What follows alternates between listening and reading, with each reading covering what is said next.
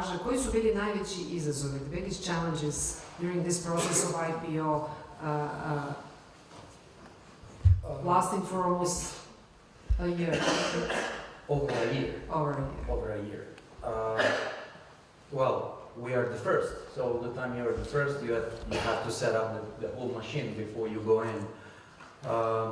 But I also believe that we saved a lot of time if we compare ourselves to some other local Serbian companies which would like to join the stock market, because we leveraged on our previous experience in going public. So when we went public 8 years ago, we learned a lot of things.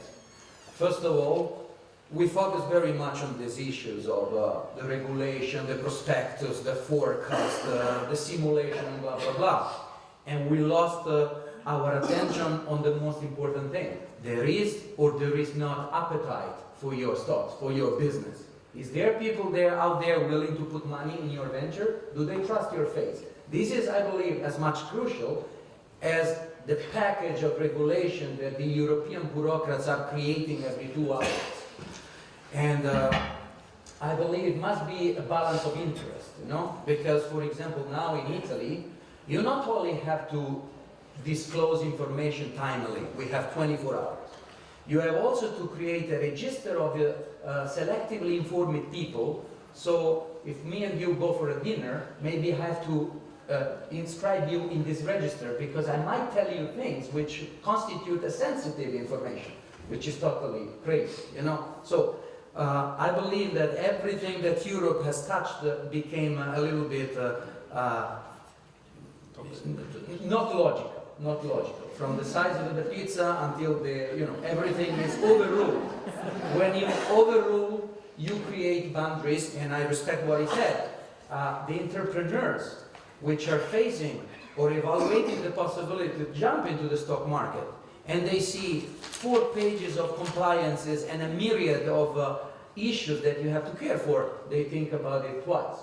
So I believe that also the rule of the stock exchange here is to implement the minimum level of obstacles as possible, because luckily you are not EU, and that's why I'm listing here. Also, because I'm coming from a tough experience, so I'm trying to bring in the soft things, you know. And second, is the task and is the main goal of the regulators and of the Belgrade Stock Exchange to create the culture, not to scare the entrepreneurs, but to tell them, okay, don't worry, you get used to it. You know, it takes a while, but you will get used to it. Because the main thing is to change, let's say, not only the culture, but the vision of the entrepreneur and of the entrepreneur. You know, the enterprise and entrepreneur, the two things change. It's not your own creature anymore. Once you go public, as he said, you go public forever.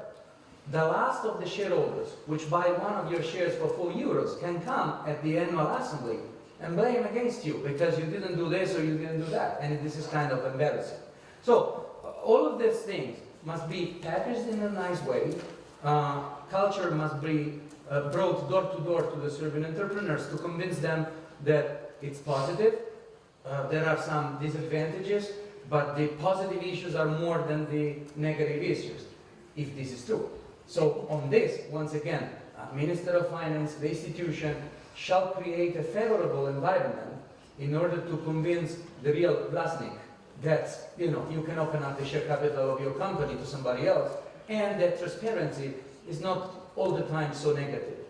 Just to conclude, I believe that excess of transparency is as much negative as lack of transparency, because the market out there is ferocious. The more you say, the more the others do, what are you going to do next? And you compete against non-listed companies sometimes, or the most of the times.